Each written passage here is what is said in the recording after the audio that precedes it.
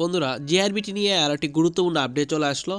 তো এই খবরটি প্রকাশিত হয়েছে দৈনিক সংবাদ পত্রিকায়। তো বন্ধুরা, খবরটি কি?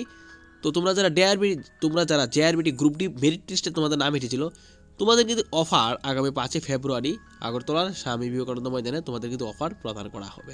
তো খবরটা দৈনিক সংবাদ পত্রিকায় প্রকাশিত হয়েছে। আমরা খবরটা বিস্তারিত পড়ে জানবো।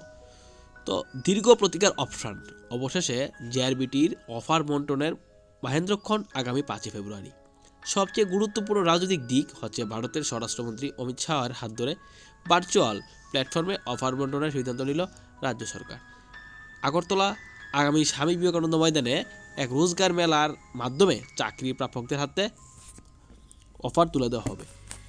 এই রোজগার মেলার অনুষ্ঠানে মুখ্যমন্ত্রী ও তার মন্ত্রিসভার সদস্যরা উপস্থিত থাকবেন। এখানে উল্লেখ্য যে আজ দৈনিক সংবাদের প্রতিবেদনে উল্লেখ করা হয়েছে আগামী 5 ফেব্রুয়ারি জেআরবিটি অফার বন্টন করা হচ্ছে। রোজগার মেলা ঘিরে রাজ্য প্রশাসনে সাজো রব। আগামীকাল মহাকরণে কনফারেন্স হলে এই রোজগার মেলা নিয়ে এক প্রস্তুতি বৈঠকের আহ্বান করা হয়েছে। শুধু জেআরবিটি নয়, স্বরাষ্ট্রমন্ত্রী অমিত শাহের ভার্চুয়ালি উপস্থিতির মাধ্যমে রাজ্য সরকারের আরও একাধিক অফার বন্টন করা হবে। রোজগার মেলা এই অনুষ্ঠানকে সর্বাত্মক সফল করতে রাজ্য প্রশাসন ব্যাপক প্রস্তুতি ইতিমধ্যে নিয়েছেন। মুখ্যমন্ত্রী ডক্টর মানিক সাহার নেতৃত্বাধীন জোট সরকার যে বেকার বান্ধব এমন একটা বার্তা সর্বত্র দিতে চাইছে।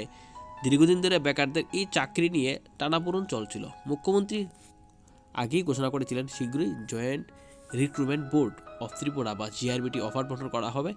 এখন দেখা যাচ্ছে তার বাইরে গিয়েও অন্যান্য দপ্তরের পরীক্ষা নিয়ে এবং মেধা তালিকা প্রকাশ করা একাধিক দপ্তরের বেকারদের রোজগার মেলার মাধ্যমে অফার বন্টন করা হবে আগামী 5 ফেব্রুয়ারি স্বামী বিবেকানন্দ ময়দানে।